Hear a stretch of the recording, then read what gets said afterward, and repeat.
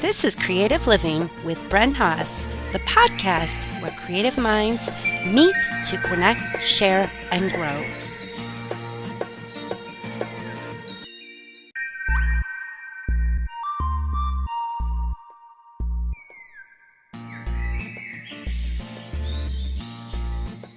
Hey everyone, welcome to another Creative Living episode. Today we are in the indoor garden with Gary Bachman, who is an expert growing many things, including microgreens, which are our focus on today's presentation. There's been many questions along with great tips being shared on the Garden Chat Facebook group over the past few weeks, including microgreens. Gary, who is a horticulturist, urban farmer, and homesteader, a minor TV personality, and a fan of Death Wish coffee, according to his Facebook page. He shared a great setup that he has. I think it was on Instagram, but it might have been Twitter or it could have been his Facebook. I'm not sure. That's the really cool thing about Gary is he shares what he's growing all over the place on social media, and he's pretty easy to get a hold of. So that is awesome. And so he shared this totally practical farm basically of microgreens growing in his dining room. And so I'm super excited to share with you today a quick call I had with Gary to get the inside scoop about growing microgreens. Here is my interview with Dr. Gary Bachman, who is the host of Southern Gardening. Hit the record. We're live. Hey, Gary. Hey, Bren, how you doing this morning? Awesome. I'm so excited. I can't wait to talk gardening with you. This is going to be fun. So now, how are you guys doing? Is it cold there, or what's going on with the weather? Well, last weekend we had like freeze-mageddon here, and we were 23 on the Gulf Coast of Mississippi. This weekend we were 60 degrees this morning, and we're not going to go below 58 for like the next 10 days. Nice. So everybody's going to get sick again. So, right. Oh my gosh. And that's so like this. Okay, let's see. So you're hardiness zone 8? well, we're in hardiness zone 9A. We're right now. So we can grow a lot of tropicals, and we can also grow a lot of the more cold hardy plants, but they don't tend to be as hardy here. They tend to melt out in the winters because our winters are so cool and damp all the time. Okay. Wow, that's nice. But you could pretty much grow something outside with those temperatures for the most part, right? Absolutely. We have the vegetable garden going 12 months a year here. There's so cool. a couple times a year we'll have to pull the frost blankets out, just as a precaution. We had our citrus covered in the frost blankets last weekend, and everything but one little branch that popped out survived okay. Wow. That's pretty cool. So very exciting. However, you do your own thing. You can grow year round indoors, and that's what we're going to talk about today, right? Right. Yeah. And we need to clarify, it's not, we're not growing tomatoes to full fruit indoors. We're growing it's primarily starting plants and growing microgreens, which is really a lot of fun to do. Yeah, and nutritious. You get a lot from those. Absolutely. The nutritional value of the microgreens can be 10, 20, 40 times more concentrated than their full mature greens that we buy in the grocery store.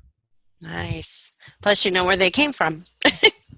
That's always important too. I like to know the grower, and when I'm the grower, I know what's going on. Awesome.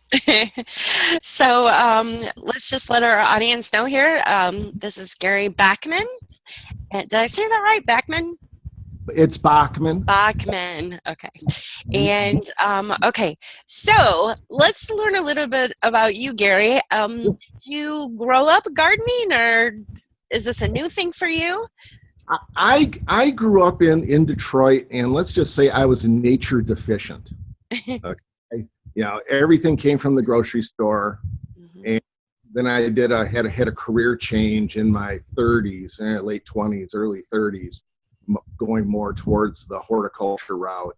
And my background is more commercial horticulture, but also growing local foods and promoting local foods for the local market.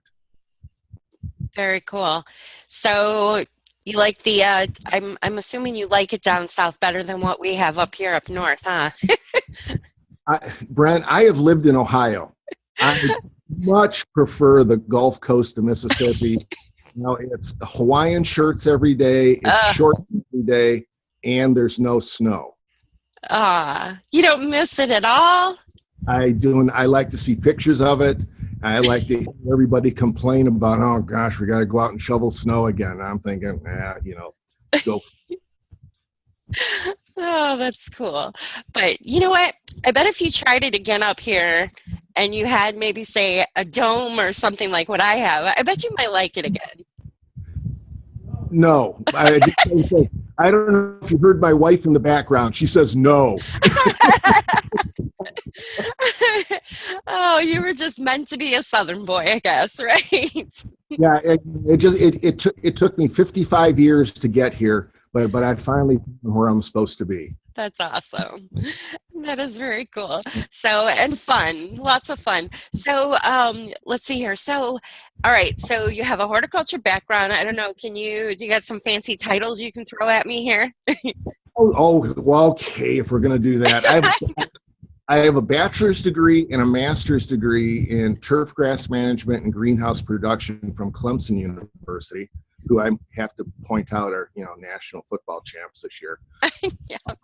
PhD from the Ohio State University in horticulture. So, I was rooting. We were rooting in the mix there this year. So PhD. I'm a certified professional horticulturist from the American Society of Horticultural Science, and I'm a certified green roof professional. Very cool. That is good to know. I'm excited to hear that because you not only do this kind of stuff for fun, you actually have studied it, and that's great. That's good to know.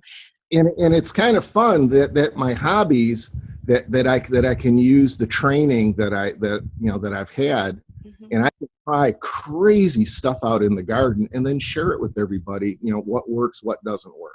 That's cool.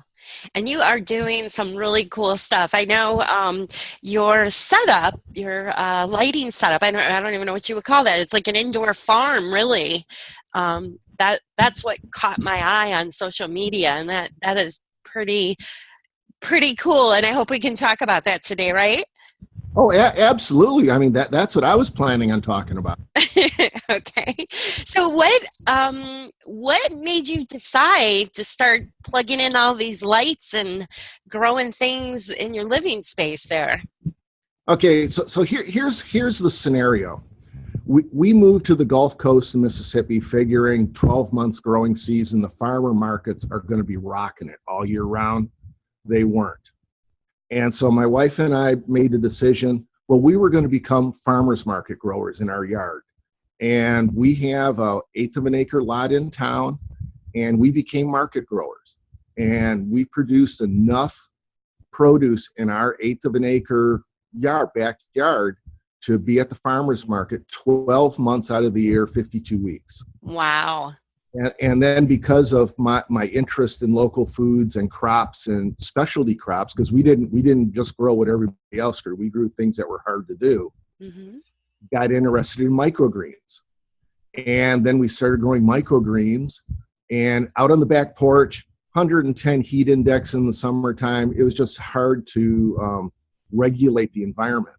Mm-hmm. So my wife says one day, Gary, it's just the two of us in the house, and we don't use the dining room very often. Well, 5 minutes later, my microgreen setup was in our dining room. Dining room table was moved out, and I've taken over this. And it started off as one rack. We ended up with 4 baker's racks here, and we were growing microgreens, 64 trays at a time for the market, for the local restaurants and such.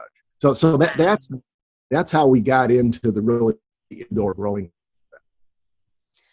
That is very cool. So let's I think we should backtrack just a little bit because it wasn't till just a few years ago up here in Ohio I discovered what microgreens are. Maybe you could tell us a little bit, what are microgreens? Sure. I mean, people have seen microgreens. If you've watched Food Network, all the cooking shows use them, the competition shows use them. That's kind of where I got the interest in them. And basically, a microgreen is really any leafy vegetable. It could be an herb, it could be a lettuce, could be any of the cole crops, broccoli, cauliflower, pak choi, anything that's grown for, say, 7 to 21 days and harvested as a whole plant at a particular time when they're small plants. Think of them as sprouts, except they're grown as real plants in soil or a media, and just the shoots and the leaves are harvested. And they don't have yet any of the connotation of some of the foodborne illness that are associated with sprouts, because they're growing in an environment where the bacteria also like to grow. So we have to be careful about that. Definitely. Very cool. So one thing that comes to my mind when I first started doing microgreens, you cannot just use any old seed for this, right? Like I couldn't just take a basil seed and start growing basil and then trim it, and there I have my little microgreen. Or can you? How's that work? Oh, absolutely. You can do that, and when you're growing basil as microgreens, that's what you're doing. But Okay. what you're doing with it, you're not sowing that seed as, say in a plug tray with a single seed. Mm-hmm. Sowing it more like you're sowing grass seeds. So you're sowing at a much higher density, Mm-hmm. but you're seeing at a much smaller plant. You don't care that plant doesn't have enough room, to be a big full-grown plant, because it's never going to get to that point. Very And cool. as far as getting seed, you don't want to go to the garden center, because the seed is prohibited. It's way too expensive to do it Mm-hmm. that way. You've got to go to this. I like Johnny's Selected Seeds. They Mm-hmm. have a fantastic microgreen selection. There's also other seed companies out there that also offer seeds as microgreens at prices you can actually afford to do.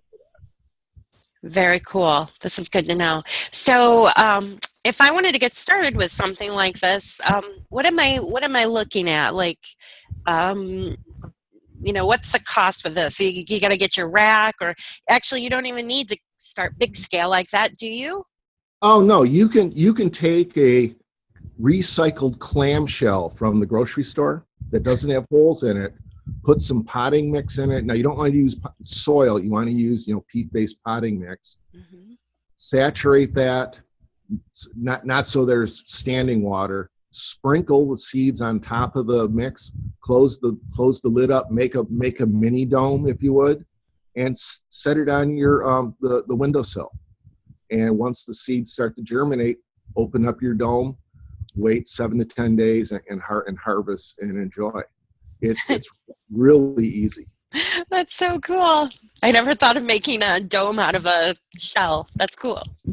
Well, one of the things that I've done over the last couple of years, I've written a couple publications on getting started with microgreens. I sent you a link to one. I'll link it to the group. Hmm. But it's growing microgreens. Now it's titled "Growing Microgreens for the Mississippi Gardener," only because that's the audience I deal with. Hmm. But it holds up wherever you're at. Very cool. You guys are doing some cool stuff down there, definitely.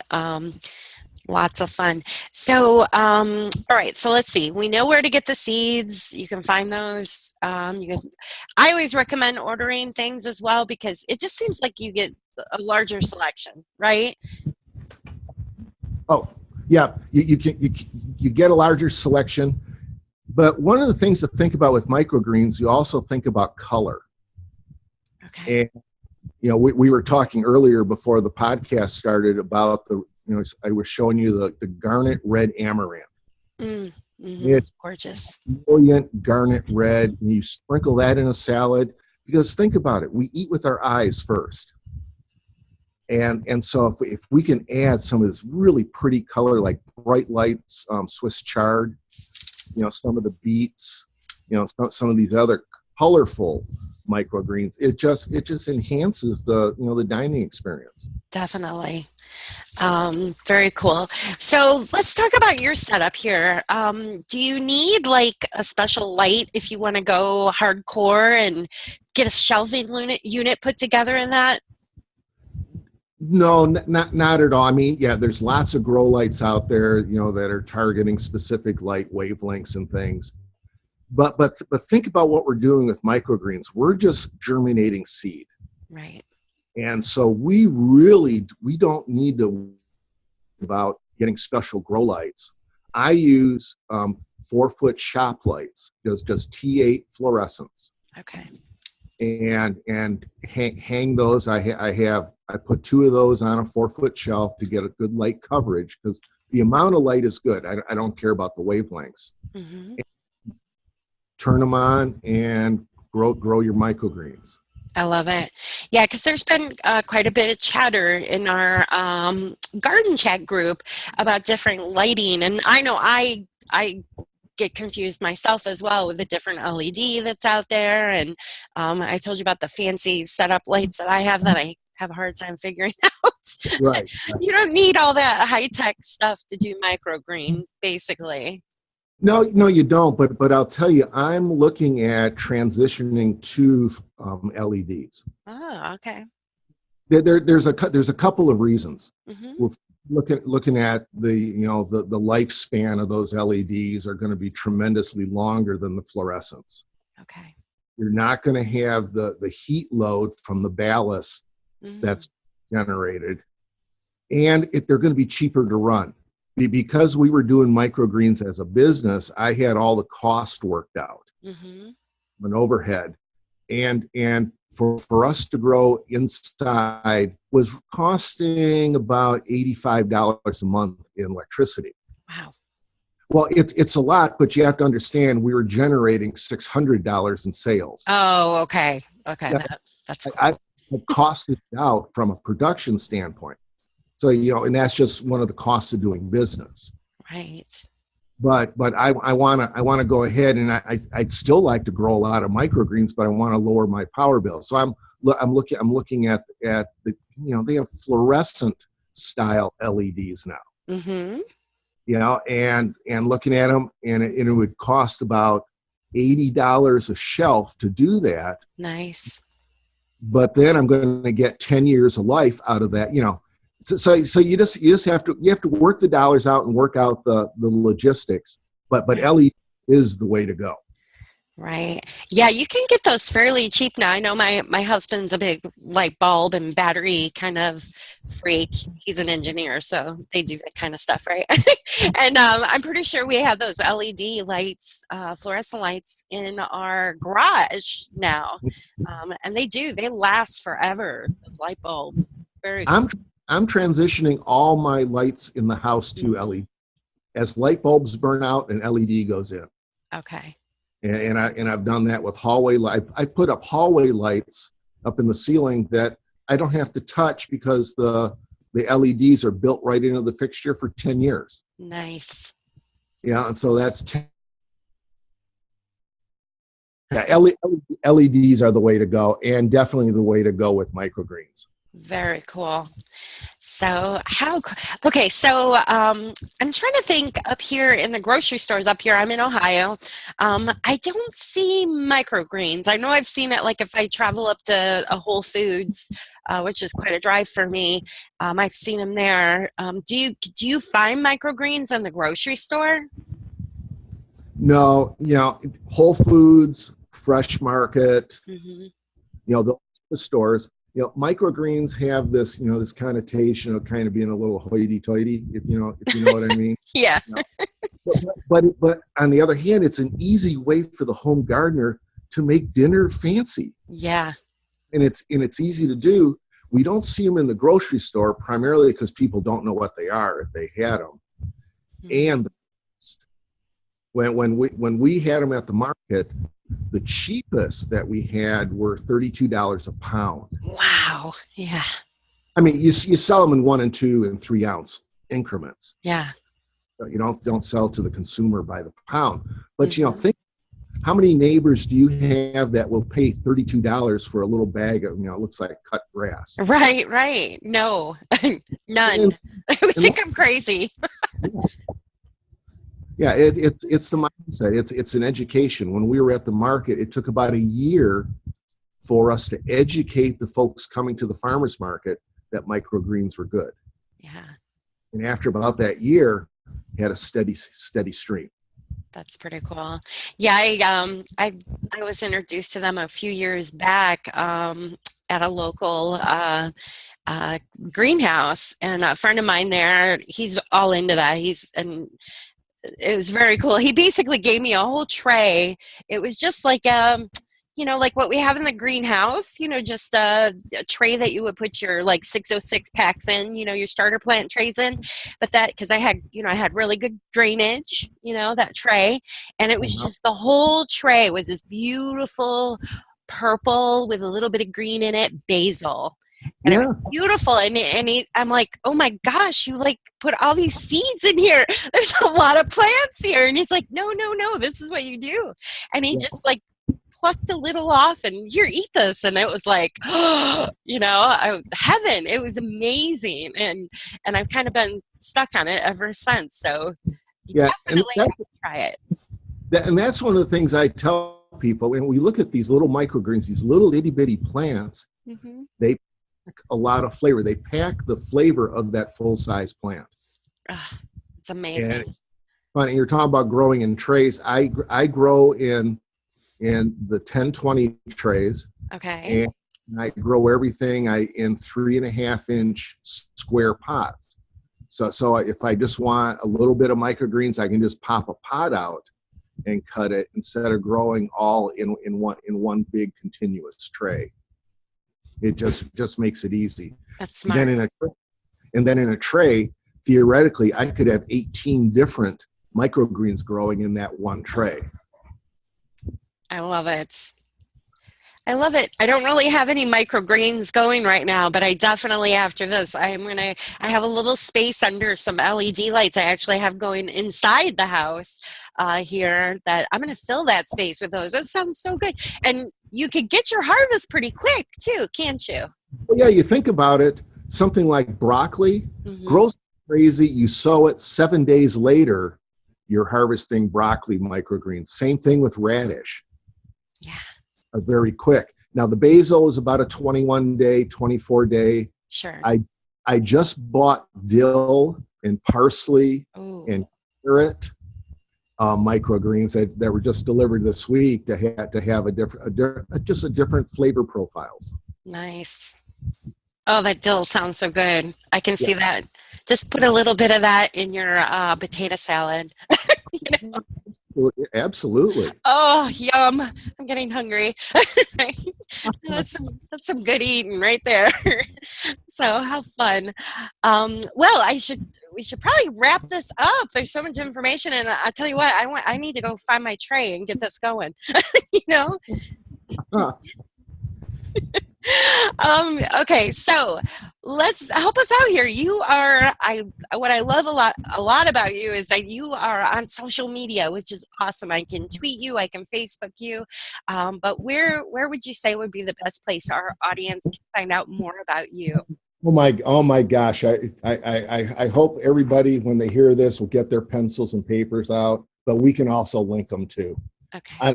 On Facebook, you can check out our little farm here, and we call it the Heritage Cottage Urban Nano Farm. Nano being really small. Mm-hmm. And that's Heritage Cottage on Facebook, so you can see what we're doing there. It's there's a Twitter, which is at HCUNF, and it's a lot of letters. You can check out my Facebook page at Gary Bachman on Facebook. You can see what's going on there. I'm on Twitter at The Real Gary Bachman, Instagram, Bachman Gary.